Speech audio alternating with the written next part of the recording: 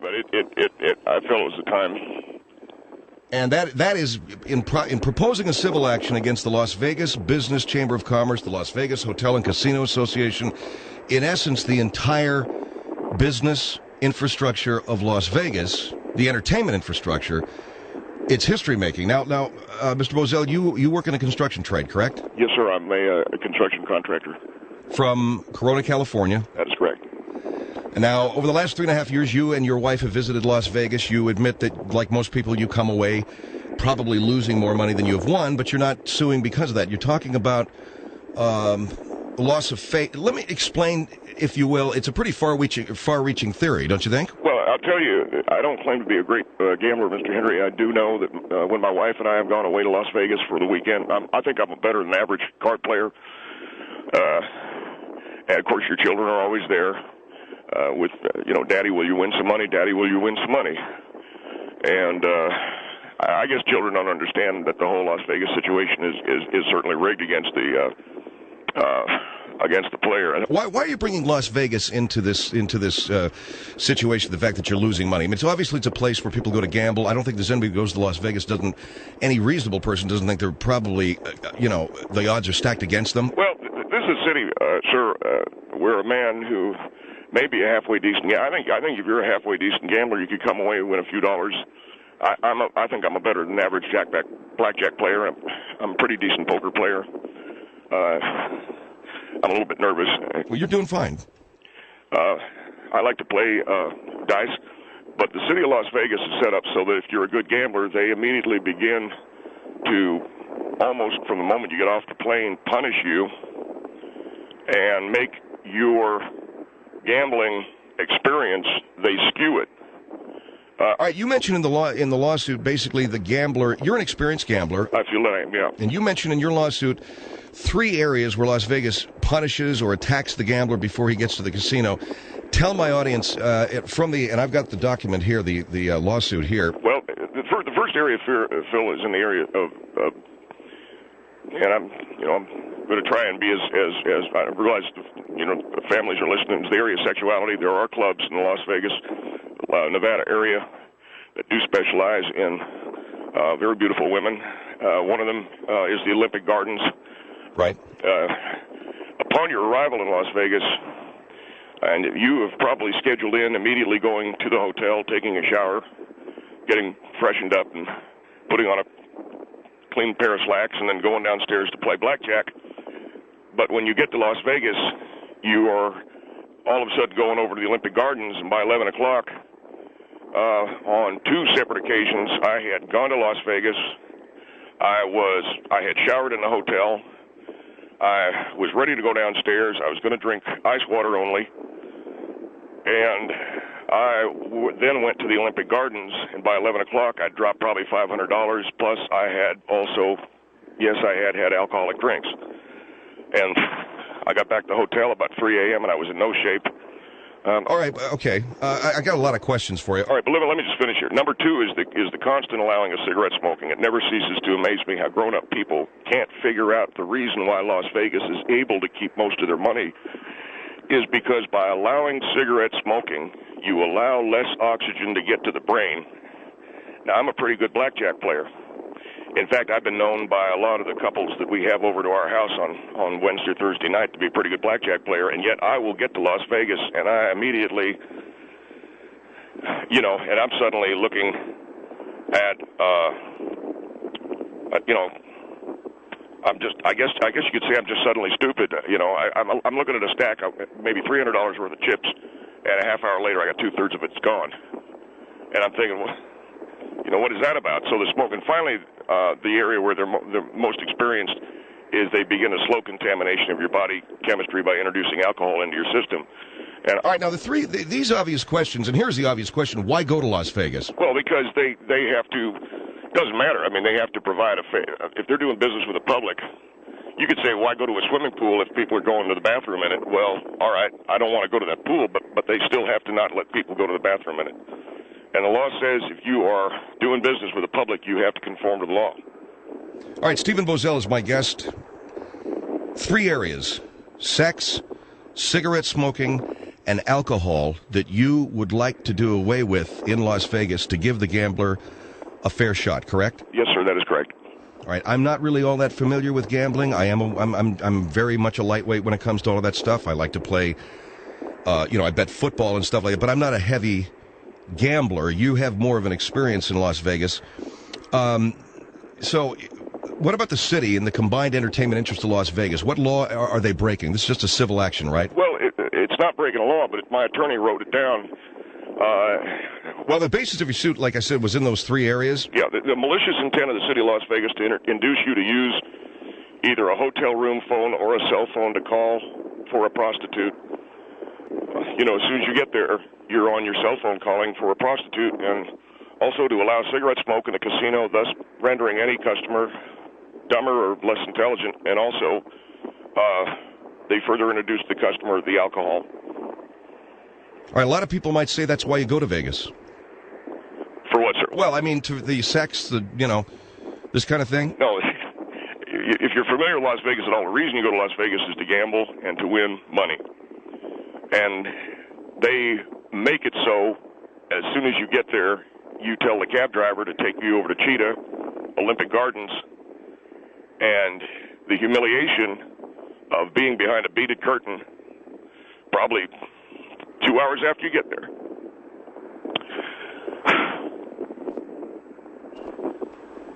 Okay, sir, I'm following you. I'm going to give my phone number out. Yes, sir.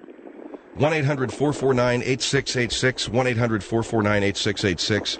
Stephen Bosell is with me. He is a man who is proposing a class action lawsuit against the city of Las Vegas, conspiring. Basically, you're accusing the entire casino infrastructure of thieving money from people because they have sex, smoking, and alcohol attendant to the gambling experience. That is correct, yes.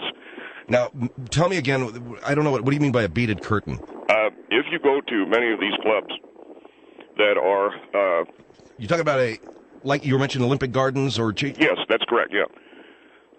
I went to Las Vegas 2 weeks ago with my brother-in-law and with my father-in-law, and I had told them that I was a very good blackjack player, that they should give me some of their money and I will double it up. When we arrived, we immediately called for a limousine service to drive us to the Olympic Gardens. Why? I'm sorry? Why did you do that? If your intent was to go to Las Vegas and gamble, why did you immediately call for a limo? That's what I'm trying to say to you, and that's what I think our lawsuit very clearly draws out. That's what they do. Because from the minute you get there, they are showing you pictures of women and all of this. And so now you're not thinking about gambling.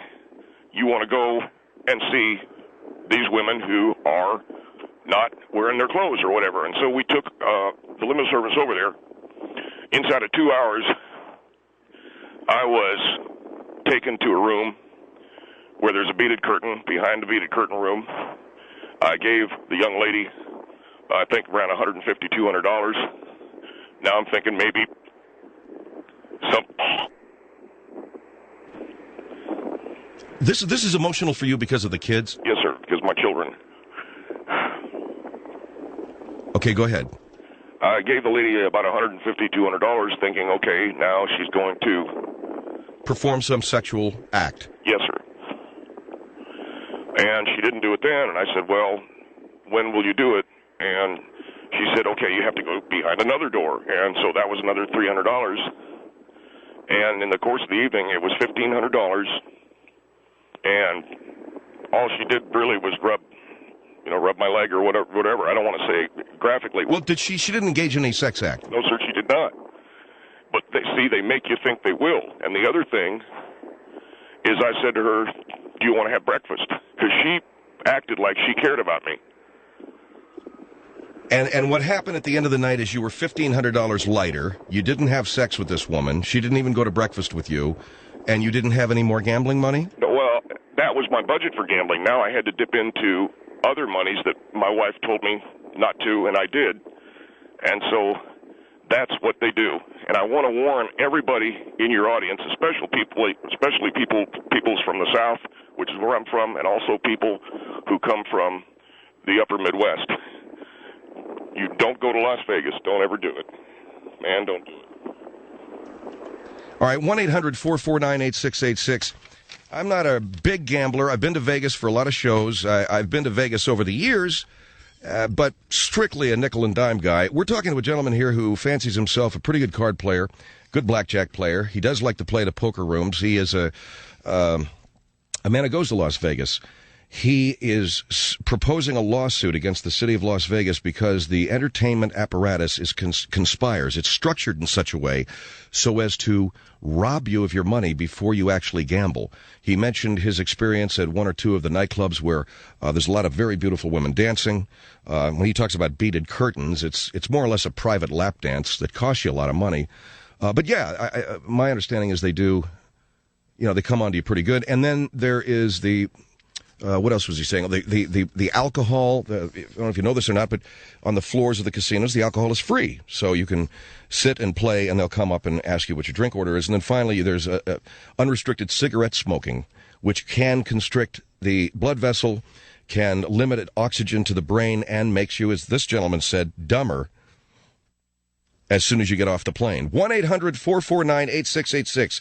Is it time to take on Las Vegas in a massive lawsuit? That every effort is to keep you from your money. A lawsuit against the entire entertainment infrastructure, the entire business infrastructure of the city of Las Vegas for conspiring. And I want to look to the points here. To allow cigarette smoke in the casinos that renders any customer less intelligent than when they last played cards with their friends. Number one, it calls for... that induces you to use either a hotel room phone or cell phone to call for a prostitute upon arrival or to call for a shuttle to the Olympic Gardens. And then finally, number three, by plying the customer with free drinks, they further introduce to the customer and player an environment that was not in evidence when they last played cards at their house or a friend's house. In other words, you're not as skillful a card player, right? Well, I don't want to say I'm not a skillful card player. I think I'm a very good card player. But I'm sure you can understand that when you go to a club, and I don't want to mention any club in particular, but... well, you can say, though, I've been to the Olympic Gardens. It's a great place. Is that what you're talking about with the beaded curtain and all that? Well, yeah. But, one girl said, I said to her, it's pretty busy in here, and she goes, do you want some privacy? Can I ask you something? Forgive me, sir, you're married, right? Yes, sir, I am. And I'm not proud of a lot of that. But I'm sure you understand I didn't have sex with none of them. But it was your intention to have sex with them, correct? When the girl says, do you want to go somewhere private, I think it's a reasonable, I guess, way to think that she's going to do that for you, yeah. So you go behind two sets of beaded curtains, nothing happens. All right, 1-800-449... Yeah, nothing happened, and also I was out $1,500. All right, 1-800-449-8686. Daisy, go ahead. You're on the Phil Hendry Show. Yes, hi. How are you doing today? Good, ma'am. I disagree with the man. Number one, I am ashamed of what he did. I'm surprised that he has a wife, and she told him to go ahead and do this on the radio. He should be embarrassed with himself. Las Vegas is an entertainment city. Yes, what you see is what you get. Oh, no, that's not, see, right there, that's not true, because when I go and she let me said, finish. if you have $300 to go behind the beaded curtain, I went behind the beaded curtain. You already have the chance. I just said, let's talk. You let the lady finish. $1,500 hoping to have sex with this lady. That's a shame. You're a married man with kids. Number two. I'm not proud of that. Why did you go straight to the club? Why didn't you just go straight to your hotel? Okay, you had options. Okay, you didn't have to go to the club. That's a choice that you made. This is a free country. You made that choice, but you paid for the choice. And that's a very good question. I want to answer that question. That's not the city's fault. That is the fault of the city. In the first place. It's the fault of the city in that when I got there, because I'll tell you why. I got out of my cab. It's like saying that I'm coming from Miami. It's like saying that you get drowned in Miami Beach, therefore you should sue the city of Miami for having so much water. Why do they have lifeguards? Why do they have lifeguards? Anything that happens there, you be responsible. Yeah, but why do they have lifeguards? Got you on that one. Guess what? There's sometimes when the sea is rough and they tell people not to go in, and they still go in. And is the city going to be responsible for that? We don't call it the sea. We call it the ocean here. It's not the sea. It doesn't matter. It doesn't make any difference. Look, I want to jump in with a question. This is a very good question that Daisy asked you, Steve. What is causing you to go into your room? You intended to go to your room, get a shower. Yes, sir. And I was going to get cleaned up. Blackjack. And then you were going to go downstairs to play blackjack. Yes. Exactly. That's what you should have done. Why did you call the limo? Because as soon as you get out of the car and you see the doorman, the first thought that's going to go through your head is, I wonder if he knows about prostitutes. So you have dirty thoughts already. You already had dirty thoughts. You would have done the same thing in Miami or in Japan. It's not Las Vegas. I know that I have a dirty mind, and I'm sorry about that. And because the same thing that you did there, you would have done in any other city in this country. I don't think it's about Las Vegas at all. It's about you and your personality. I want to ask you a question. So when you saw the doorman, the first thing you think of, I wonder if he can hook me up with a prostitute? Can you imagine that? No, that's a normal thought, ma'am, that men will have. I got to tell you, do you have a normal thought feel? If he went to Las Vegas, was that a normal thought? Okay, but one other thing. When you get into the cab, when you get into the cab, the thing they have in the ads in the cab is about sex. They show a girl's breasts and everything at all the clubs. They advertise cigarettes on TV every single day and alcohol. I never tasted them before. You know what? Because I know it's not good for me. It's not. They don't advertise. They don't advertise cigarettes in America anymore. They may advertise it in Antigua. So but yes, I know that. But even when you go to the stores, you listen to the signs. Even when they say you show an ID, I could buy cigarettes in the store. Okay. I don't because it's my choice not to. All right, but why did she take me behind the beaded curtain?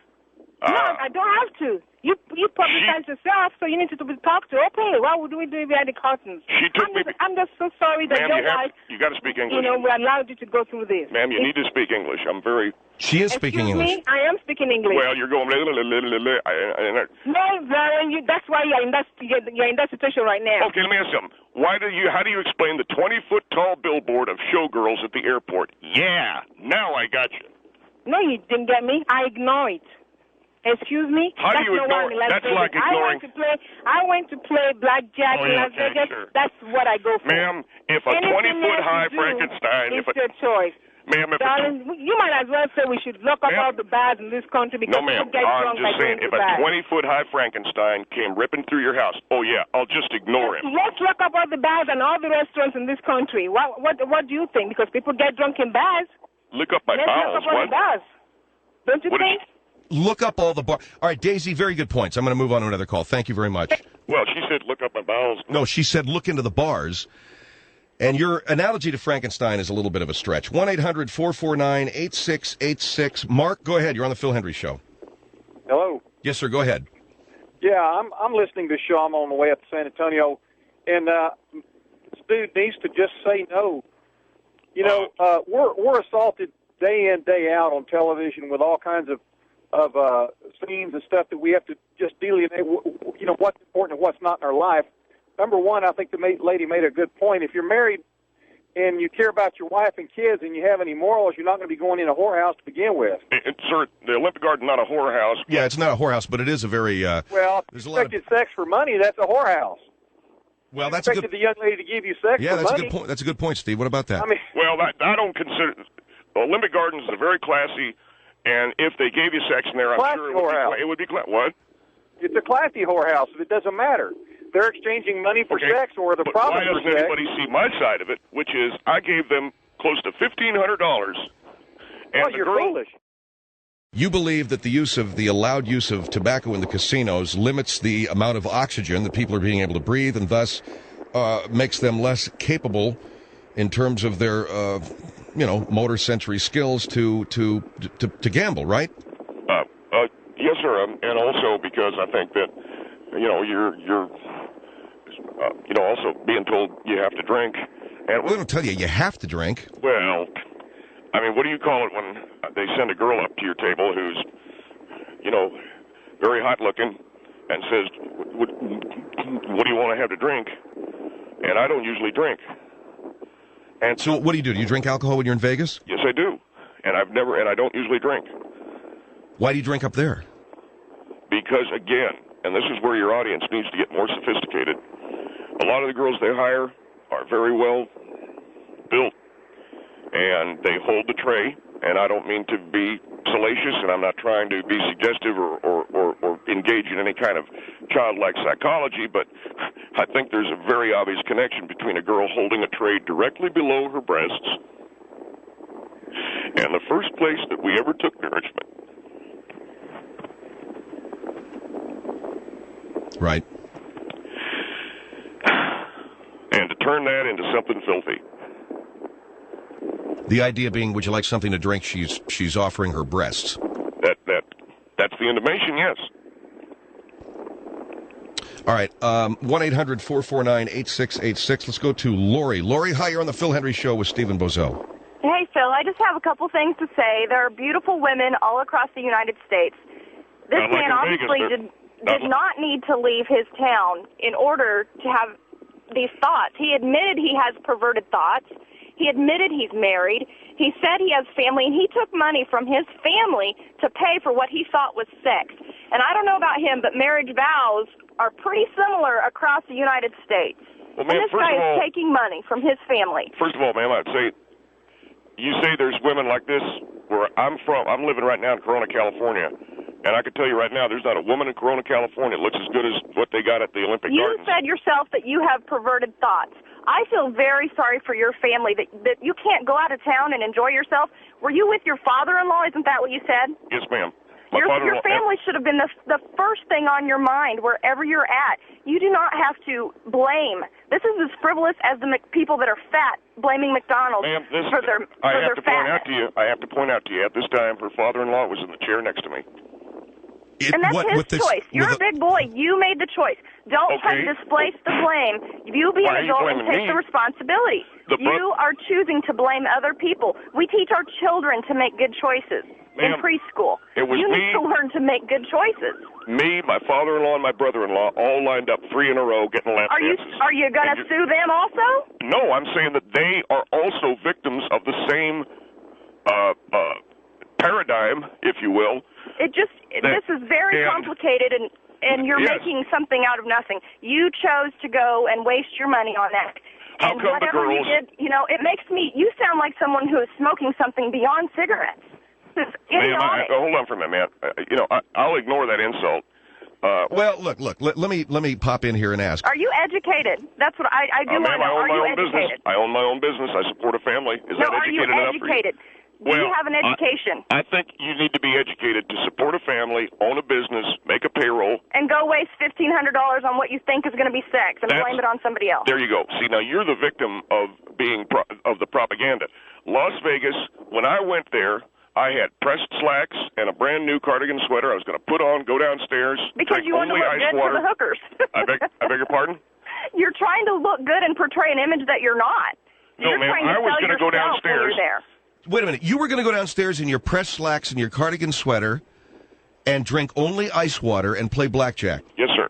What are you trying to sell? And within 20 minutes, you're at the Olympic Gardens behind the beaded curtain.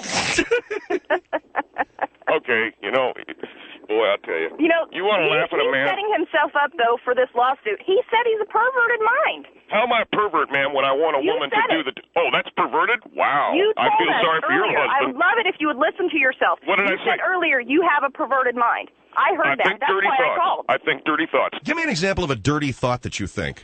I see. This is his example. He already gave us one. He sees the doorman and he thinks perverted thoughts. That's beyond perversion. Ma'am, it is a totally natural thought to walk into a hotel in Las Vegas, see a doorman, and ask where a whorehouse is. But you didn't ask. You said. I bet you the doorman in Vegas wasn't a whorehouse. I beg your pardon. No, I didn't. You said you were going to an upscale establishment. All right, well, let me cut through all this. You didn't want to go to a whorehouse, but as soon as you saw this doorman, you thought about the Olympic Gardens? Yes, sir. And I went there, and I paid $1,500, and they said, go behind those beaded curtains, then go behind those beaded curtains, and all the girl, she maybe got it about that far away from my nose, and that's as close as it got. Okay, so I don't want to hear... cigarette smoke had you already been exposed to? How much alcohol did you drink on your plane? How much cigarette smoke was on your plane? I was stone cold sober. Stone cold sober. So you get into town and you're blaming alcohol that you haven't even taken in your body. I'm blaming the sex that came out of that man, the thought contact between me and the doorman. There was almost a telepathy. Sounds like a psychotic issue or something. Ma'am, no. Any man will problem. tell you there's a telepathic connection. When you get to Vegas, you see a doorman, it's almost like he's telling you, go to a whore, go to a whore. No, he's not, man. Well, it's like... You're thinking of the image of those guys. All right, listen, Lori, thank you for your call. Hey, 1-800-449-8686. Stephen Bosell from Corona, California. Is Las Vegas conspiring beyond its ability to manipulate money in the card rooms in the casinos, which we're very well aware of, and we even actually enjoy it because we know we'll never beat them. But are they conspiring beyond the doors of the casinos to take our money, to set us up for that casino experience with the sex, with the alcohol, the cigarette smoking, and so on and so forth? I'm speaking with Stephen Bosell here on the Phil Hendry Show, a construction contractor from Corona, California, who, upon his arrival in Las Vegas, he had earmarked something in the neighborhood of $1,500 to gamble with, and within 8 hours, he had dropped all of it at a place called the Olympic Gardens. Very beautiful women, very nice, classy dance joint, where they'll give you a private lap dance, and, you know, the sky's the limit on it, on stuff like that. So he wound up drunk and broke at midnight. Lawsuit against the city, the Hotel and Casino Association of Las Vegas, the Chamber of Commerce, because in Vegas he intended on gambling. He feels that's the main reason why you go to Vegas, and instead he wound up getting sidetracked by adult dancers, alcohol, cigarettes, so on and so forth. Tell me this: you wound up hiring one? I called a service, and a girl came to my room and danced for me. At that time, I did have my brother-in-law and my father-in-law with me. At that particular time, she told me to lay on the floor, and I am not proud of this.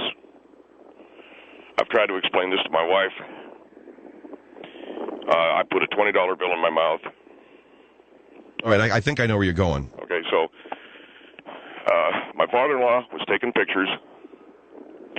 And the next morning, I got the camera, and I began ripping the film out. And that's when we got involved in a confrontation because he asked me, why are you ripping the film out? I said, 3 guesses and the first 2 don't count. You know, I can't have you showing these pictures. He said, I'm not going to show them to anybody.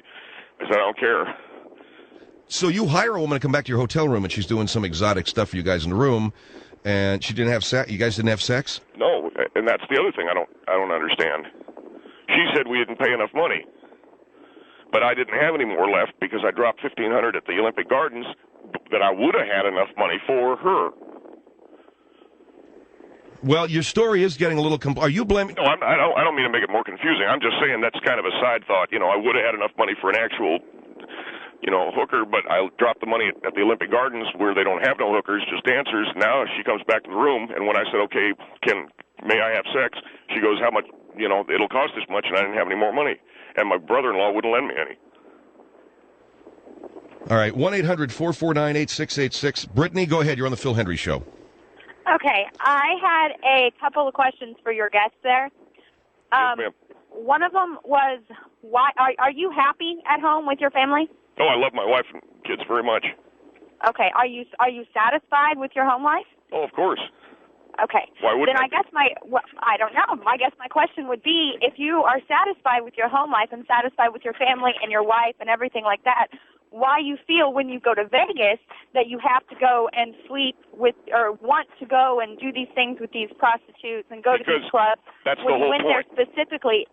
When you went there specifically to gamble. That's the whole point. When you go to Las Vegas, they immediately start shoving it in your face. Okay, so as soon as you step off the plane, there is somebody standing there saying, you need to go to, before you can even go into the casino, you need to go. Ma'am, I can tell you, if you've ever been to Las Vegas, it is almost like a mental mind control or something. I don't know how to explain it. Well, come on, you're not going to go into a courtroom and tell the judge it's mind control. But I can tell you this much. The suggestive advertising, when you go down to the floor of the casino and you say, and she comes over, would you like a drink, and the tray's right under her breasts?